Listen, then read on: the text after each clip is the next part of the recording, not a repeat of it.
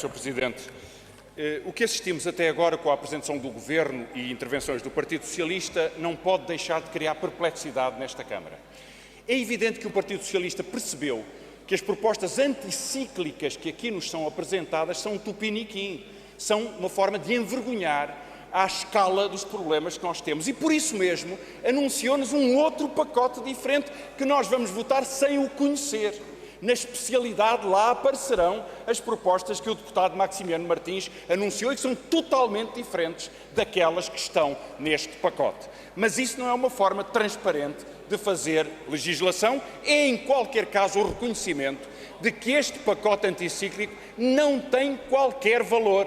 Façamos-lhe a conta e ele representa 0,005 do produto português. Pensar que se responda à crise atual com estas medidas insignificantes é perder o sentido da responsabilidade perante a gravidade da crise. E eu queria lembrar às senhoras e senhoras deputadas que na madrugada de hoje ocorreu a maior nacionalização da história do capitalismo moderno. Não foi na Rússia soviética, foi nos Estados Unidos da América. E os vários bancos centrais, nestes dias, já fizeram agir para mudar a liquidez dos mercados cerca de 300 a 400 mil milhões de euros. A crise ameaça o aumento das taxas de juros por causa do efeito do risco.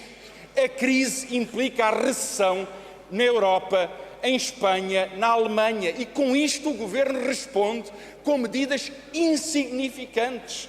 Tirar um pouco nas autarquias, compensar acolá, ameaçar a Galp de um imposto que, aliás, a Galp não vai pagar. O primeiro balanço que temos de tomar deste pacote de medidas anticíclicas é que ele é totalmente incompetente. E é preciso que venha a Portugal um comissário europeu dizer que Portugal se envergonha por não haver regulação contra a especulação e que o Governo diga que não tem nada com isso. É assim este Governo. Manuel Pinho ontem à tarde dizia baixem os preços. A BP sobe os preços. Onde é que anda Manuel Pinho hoje durante o dia para responder à BP? Será que o Ministro não tem a dignidade de se levantar perante aquela empresa e de responder em nome do Governo? Façamos as contas. Julho, agosto e setembro. O gasóleo em euros, sem o efeito dólar, a nível internacional, desceu 23%. Em Portugal, 8%. Não há especulação. Não há abuso, não há nada a dizer a estas empresas, o Governo não tem nenhuma preocupação, a Autoridade da Concorrência desapareceu em férias. É claro que medidas anticíclicas têm que ser medidas económicas que nem sequer são vislumbradas por esta proposta. Mas se falamos de medidas fiscais, é preciso que o rigor se aplique e não este facilitismo que o Governo tem. Diz o deputado Vítor Batista, mas vai-se aplicar o imposto à Galp. Atenção. Se a Galp aplicar provisões para se proteger deste imposto, vai diminuir o IRC no próximo ano. E é extraordinário que o Secretário de Estado diga 100 milhões, o Primeiro-Ministro diga 120 milhões e o Presidente da Galp diga 150 milhões. Novos fora zero é zero. Na verdade, não vão pagar nada.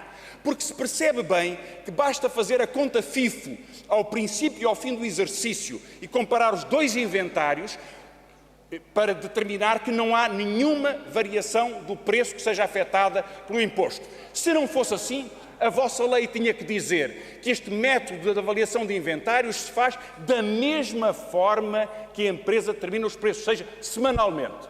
Porque a empresa não pode estar até agosto a subir os preços porque subiu no mercado internacional e, portanto, cobrou às pessoas, impôs um lucro especulativo, totalmente especulativo, calculado em 600 milhões de euros, que enriqueceram a Galp e outros distribuidores, e depois, porque o preço foi descendo, não devolve nada daquilo que já ganhou, mas também não paga imposto.